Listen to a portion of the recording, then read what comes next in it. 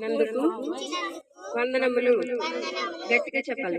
యేసయ్యా ఇక్కడ నిన్ను స్తుతించుండగా మా మధ్యన మాతోటి మీరుండండి. మాకు జ్ఞానాన్ని ఇవ్వండి. పాటలు పాడే కృపనివ్వండి. మీ అందు ఆనందించే బిడ్డలుగా మమ్మల్ని ఆశీర్వదించండి. ఇప్పుడు పాటలు పాడుచుండగా మాతో ఉండండి. వాక్యాలు చెప్పినప్పుడు మాతో మాట్లాడండి. స్టోరీస్ విన్నప్పుడు జ్ఞాపశక్తి ఇవ్వండి. యేసయ్య నామములో అడుగుచున్నాం తండ్రి.